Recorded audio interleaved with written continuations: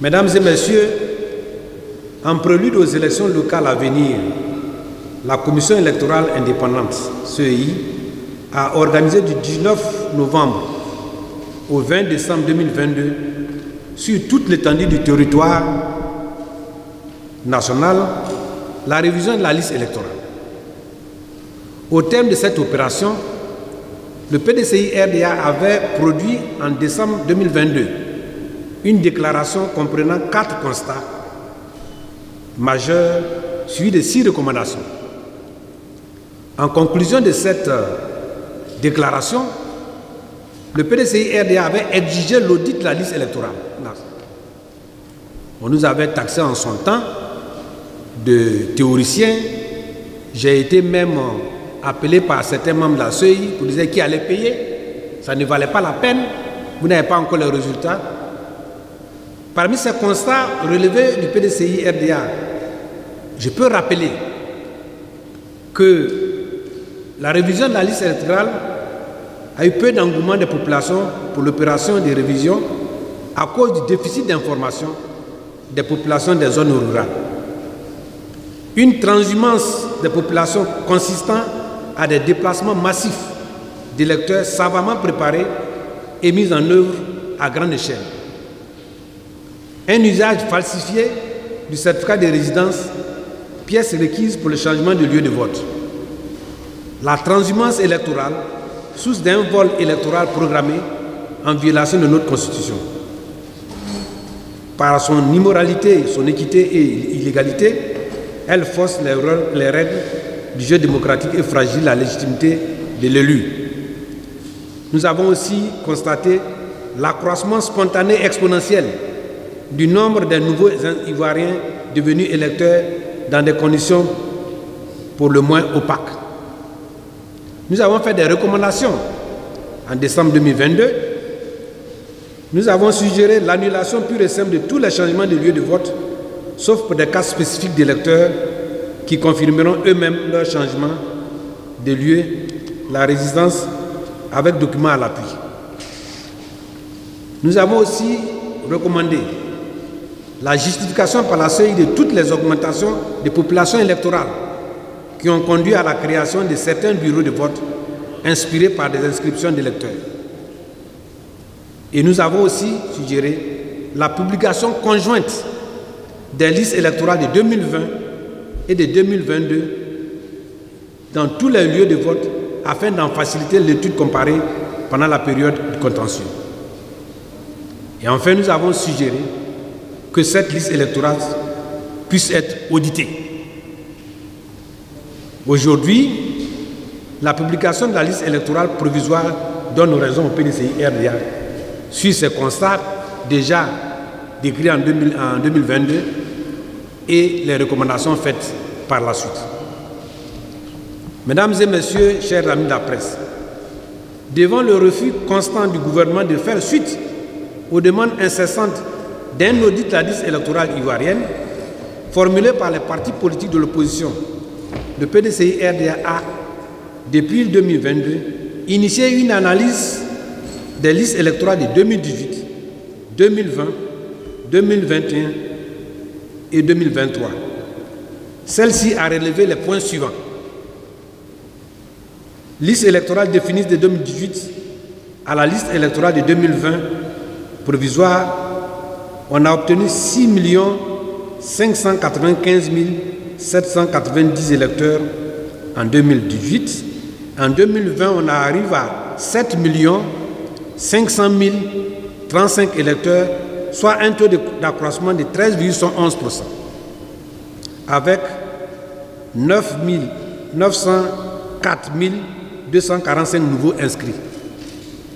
De 2020 à 2023, dans 2020, comme je l'ai noté au-dessus, on était à 7 500 035 électeurs et en 2023, on arrive à 8 16 796 électeurs, soit un taux d'accroissement de 6,96%. Le nouveau taux, les nouveaux inscrits sur la liste de 2023 donnent la typologie suivante. Les hommes sont 4 130 371 électeurs. Les femmes, 3 856 425 électeurs. Au plan national, la population de 2023 connaît un taux de croissance de 6,96%. Ce taux de croissance est en recul par rapport à celui de 2020, dont le taux d'accroissement était de 13,11%.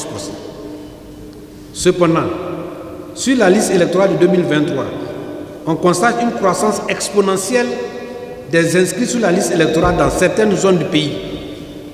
Ainsi, sur 25 régions enregistrant le taux de croissance le plus élevé, 17 premières connaissent un taux d'accroissement variant de 156% à 30%.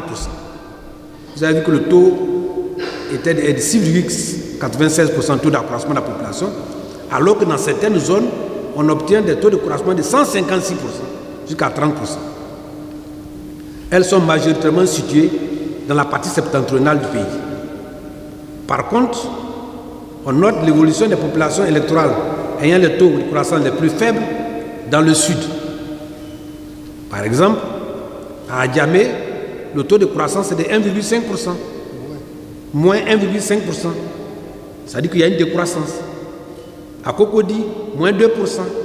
À Marcory, moins 3%. Pendant que d'autres ont une augmentation de 156%. On peut souligner les déplacements des lieux de vote d'une commune à une autre ou à une sous-préfecture et inversement qui se chiffrent à 4,88 les déplacements des lieux de vote. La création d'une nouvelle commune sans information préalable, la commune d'Atoutou. La suppression de certains lieux de vote importants sans information. La non-conformité de la liste électorale provisoire remise aux partis politiques avec exigence du code électoral, article 7. Il s'agit, premièrement, des maires sans prénom, 303 356, c'est-à-dire des inscrites, femmes inscrites sur la liste, qui n'ont pas de prénom. Ils sont au nombre de 303 356. Les maires sans date de naissance, 1 166 514. N'ont pas de date de naissance. Les pères sans prénom, 308 055. Les pères sans date de naissance, 1 97 606. Ça, c'est ce que révèle l'analyse minutieuse de la liste par le PDCI-RD. Au titre des anomalies et irrégularités, on peut établir la typologie non exhaustive et anomalies suivantes. La présence de personnes mineures, il y en a 15 en 2023, il y en avait déjà 2197 en 2020. Les personnes centenaires, ceux qui ont plus de 100 ans, on a 5004 personnes qui ont plus de 100 ans dans une population où l'espérance de vie est de 53 ans. On souhaite tout le monde avoir plus de 100 ans, mais il y en a 5000 non seulement qui sont inscrites à la liste électorale, ça veut dire qu'il pourrait en avoir plus. Les personnes décédées, dont les preuves nous ont été fournies, 53 000. Les électeurs à inscription multiple, 5 598. Les personnes à filiation inconnue ou incomplète, 96 637. Les mères électrices ayant plus de 20 enfants. Il y a des mères qui ont elles-mêmes sont inscrites à la liste et leurs enfants inscrits à la liste, les enfants sont de plus de 20 au minimum. Ces mères-là, on les a recensés à 8 634. Les enfants des mères, les enfants de ces mères-là, qui sont inscrits sur la liste, c'est-à-dire les mères qui ont plus de 20 enfants, leurs enfants inscrits sur la liste, c'est de 700 668. Les pères, il y a des pères aussi, qui ont plus de 20 enfants, qui sont inscrits, comme je l'ai dit au-dessus, leurs enfants inscrits sont de 8 563. Les enfants des pères qui ont plus de 20 ans, c'est-à-dire les pères qui ont pris des enfants, eux, leurs enfants inscrits sur la liste, c'est 657 375. Les mères ayant fait des enfants après 60 ans, qui sont sur la liste, après 60 ans, ils ont fait des enfants, ils sont sur la liste, 2 243 257. Vous voyez donc, de ce que nous avons fait, déjà, qu'on trouve, voilà ces anomalies. Et c'est cette liste-là qui nous permet de lire nos élus, députés, maires, présidents de la République, tout dans ce pays-là. Le PDCI-RDA, ayant constaté cela, n'a pas fait que relever ces irrégularités. La cellule de coordination des élections a donc sollicité et obtenu de rencontrer la CEI pour lui faire part de ces choses. Ayant observé donc un nombre inimaginable d'erreurs et d'anomalies sur la liste électorale, le PDCI a sollicité et obtenu 2 séances de travail.